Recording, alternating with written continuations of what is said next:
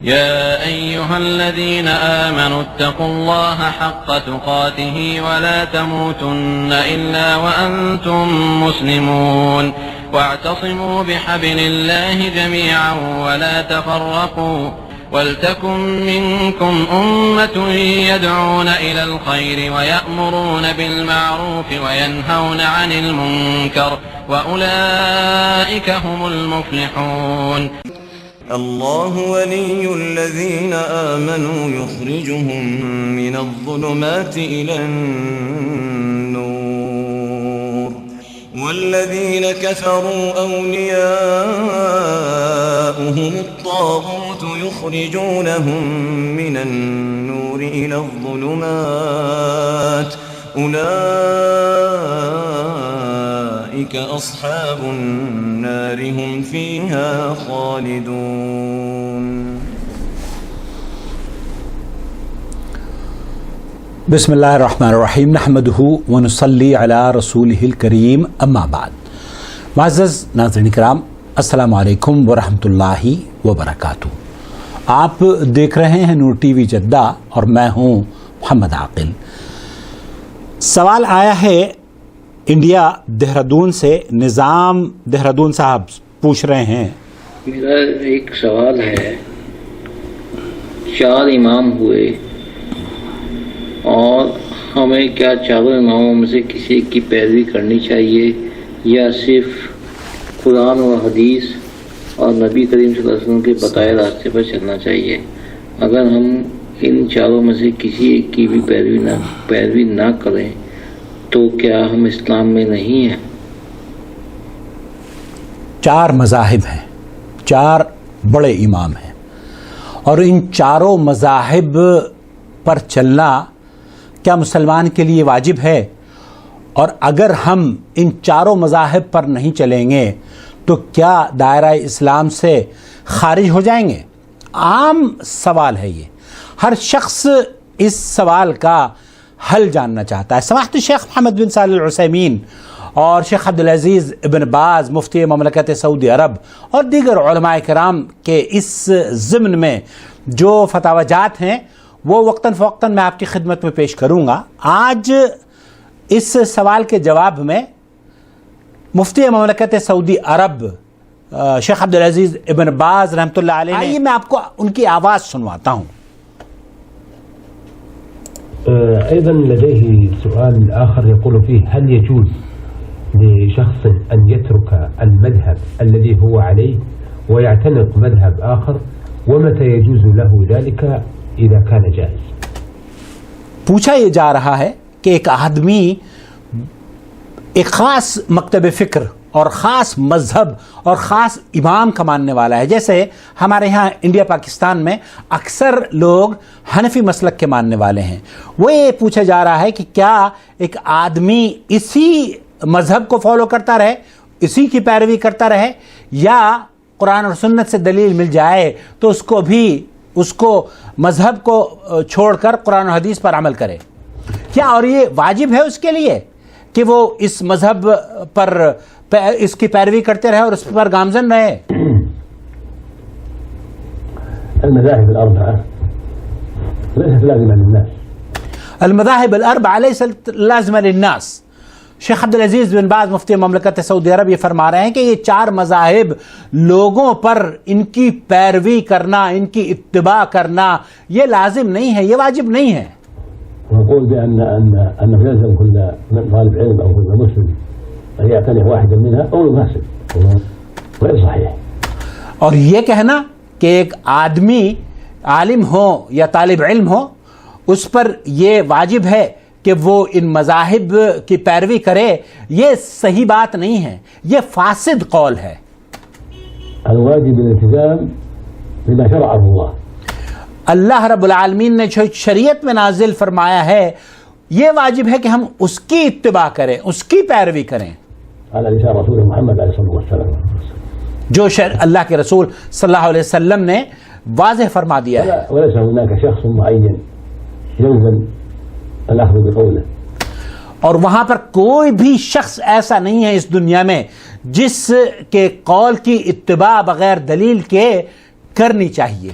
لا يتوضأ ولا غيرهم. امام یہ جو 4 امام ہیں شیخی فرما رہے ہیں کہ ان اماموں امام مالک، امام ابو حنیفہ رحمۃ اللہ علیہ، امام مالک، امام شافعی اور امام احمد بن حنبل، یہ چاروں تو کیا اس کے علاوہ بھی جتنے بھی ائمہ گزرے ہیں ان میں سے کسی کی بھی ایک شخص کی تقلید یا چاروں کی تقلید واجب نہیں ہے. الواجب اتباع النبي صلى الله عليه وسلم. واجب اتباع النبی صلی اللہ علیہ وسلم. مسلمانوں پر واجب یہ ہے کہ اللہ کے رسول صلی اللہ علیہ وسلم کی اتباع کریں وعلى منهاجه، اور اس کے منہج پر نبی کریم صلی اللہ علیہ وسلم کے منہج کو اختیار کریں. في الأحكام والتشريع، ولا يجوز أن يقلد أحد بعينه في ذلك. اور یہ کسی کے لیے بھی جائز نہیں ہے کہ وہ کسی بھی امام کا مقلد بن کر رہے. بل الواجب هو اتباع النبي صلى الله عليه وسلم. واجب یہ ہے کہ اتباع النبی، نبی کی اتباع کی جائے، نبی کی فرما برداری کی جائے.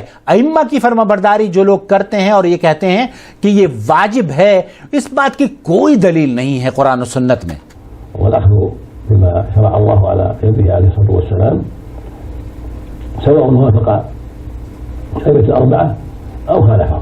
اللہ اکبر. شیخ ابن باز یہ فرما رہے ہیں کہ آپ جو شریعت میں اللہ کے رسول صلی اللہ علیہ وسلم نے بیان فرما دیا ہے اس کی اتباع واجب ہے، اس پر عمل کرنا واجب ہے.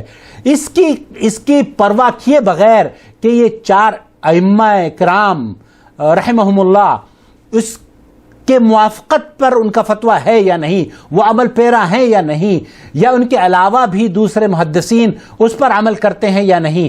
نبی کریم صلی اللہ علیہ وسلم سے یہ بات اگر کوئی چیز ثابت ہو گئی تو وہ اس کی پیروی واجب ہے. هذا هو الحق. یہ صحیح بات ہے، یہ حق کی بات ہے اور اسی پر مسلمانوں کو عمل کرنا چاہیے. وبهذا يعلم أنه لا يتعين أن يلزم مذهبا معينا، فإذا أخذ بقول أحمد في مسألة ونسب إليه ثم رأى أن ينتقل إلى مذهب الشافعي في هذه المسألة نفسها أو في مسائل أخرى قال الدليل عليها فلا بأس. شیخ فرما رہے ہیں کہ یہ کسی کے لیے بھی ضروری نہیں ہے، اور آپ اگر کسی مذہب متعین پر عمل پیرا ہیں اور یہ سمجھتے ہیں کہ دلیل اس مسئلے پر جس پر آپ عمل کر رہے ہیں صحیح دلیل امام شافعی کے مسلک کے ماننے والوں کے پاس ہے یا مذہب شافعی پر ہے صحیح دلیل، تو آپ کو اس کی پرواہ کیے بغیر کہ آپ حنفی مذہب کے ماننے والے ہیں یا آپ شافعی مذہب کے ماننے والے ہیں، دلیل کی پیروی کرنی چاہیے، صحیح بات کی پیروی کرنی چاہیے، قرآن اور حدیث کی پیروی کرنی چاہیے. المهم متابعة الدليل.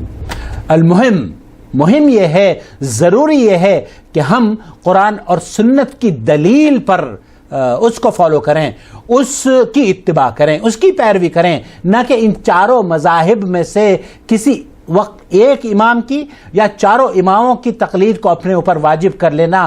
یہ شیخ فرما رہے ہیں کہ یہ قول فاسق ہے، اس کی کوئی حیثیت نہیں ہے.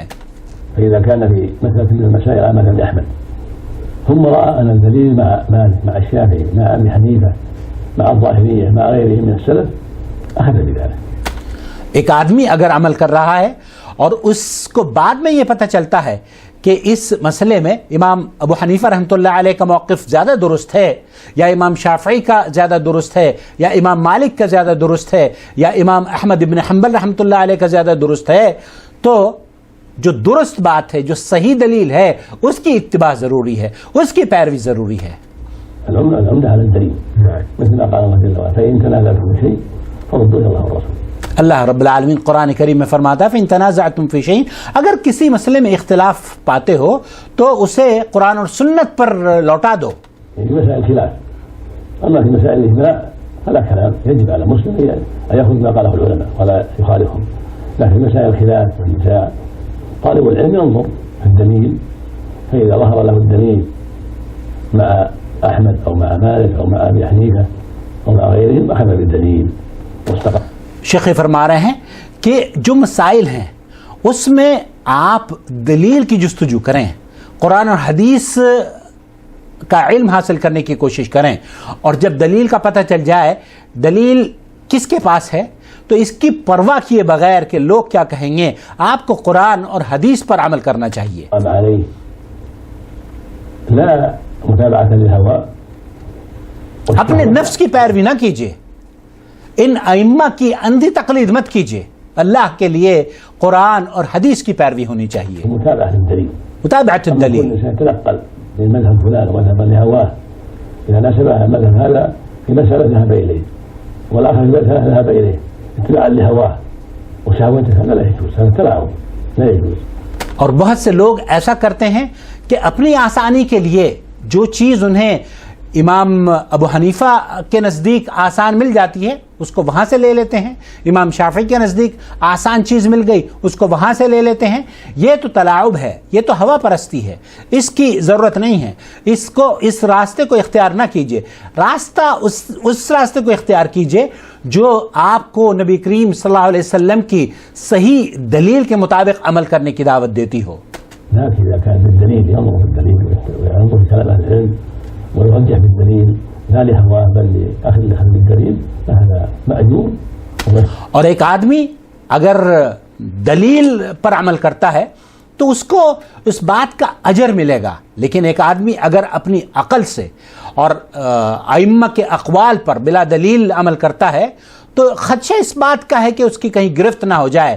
کیوں؟ کیونکہ آپ کو اور ہمیں مکلف نہیں کہ اللہ رب العالمین نے ہم کسی امام کی، کسی بھی بڑے سے بڑے عالم کی بغیر دلیل کے جانے اس کی پیروی کریں یا اس کی بات کو تسلیم کریں.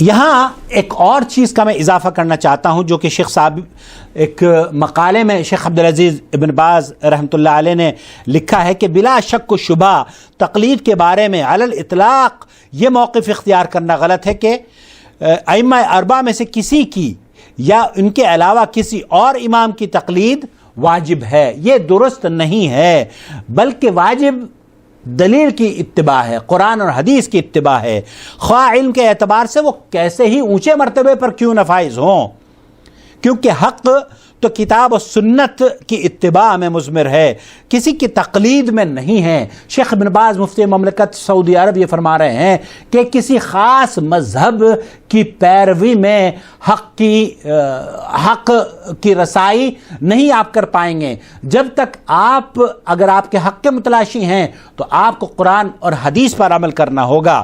زیادہ سے زیادہ یہ کہا جا سکتا ہے کہ بوقت ضرورت اس شخص کی تقلید کی گنجائش ہے جو علم و فضل اور استقامت اور عقیدے میں معروف ہو، جیسے کہ علامہ ابن قیم رحمۃ اللہ علیہ نے اپنی کتاب اعلام الموقعین میں بیان فرمایا ہے.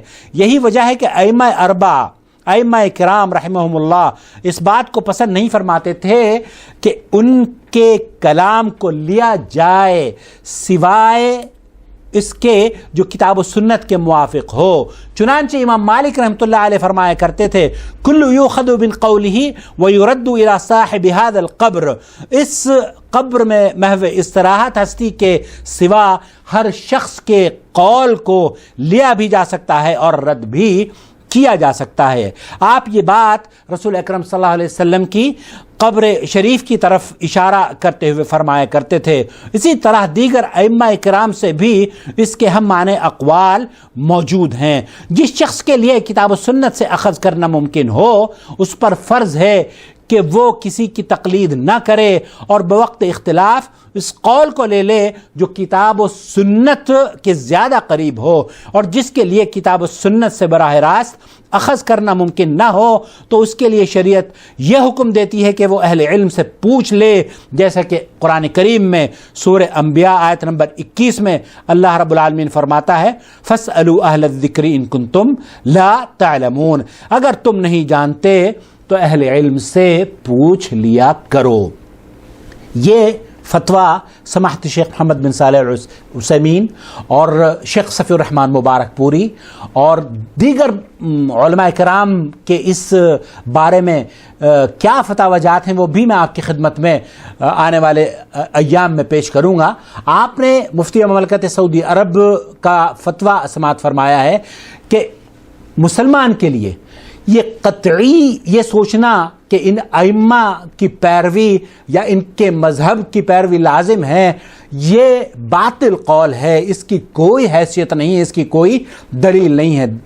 اتباع کی جائے گی، پیروی کی جائے گی تو وہ قرآن اور حدیث کی پیروی کی جائے گی. اللہ رب العالمین سے دعا ہے کہ اللہ تعالی ہمیں قرآن اور حدیث پر عمل کرنے والا بنائے, اور اندھی تقلید, مذہبی تعصب, اور چونکہ آج یہ ترقی کا دور ہے اور شخصیت پرستی کے جو باندھ لوگوں نے بنائے تھے نا, اب وہ ٹوٹ رہے ہیں. اب انہیں ٹوٹنے سے کوئی نہیں روک سکتا. بہت جلد آپ دیکھیں گے کہ اللہ کی فضل و کرم سے جن لوگوں تک یہ پیغام جائے گا وہ قرآن اور حدیث کو لینے میں, اس کی پیروی کرنے میں کبھی پیچھے نہیں ہٹیں گے. اللہ رب العالمین سے دعا ہے کہ ہمیں کہنے سے زیادہ عمل کی توفیق بخشے. آپ اس طرح کی ویڈیوز اگر دیکھنا پسند کرتے ہیں تو پلیز ہمارے چینل کو سبسکرائب کر لیجئے, بیل آئیکن بھی دبا دیجئے, اور ان ویڈیوز کو لائک کیجئے, کمنٹس کیجئے, اور دوسروں کے ساتھ شیئر بھی کیا کیجئے. والسلام علیکم ورحمۃ اللہ وبرکاتہ. محمد عاقل, جدہ سے, مملکت سعودی عرب.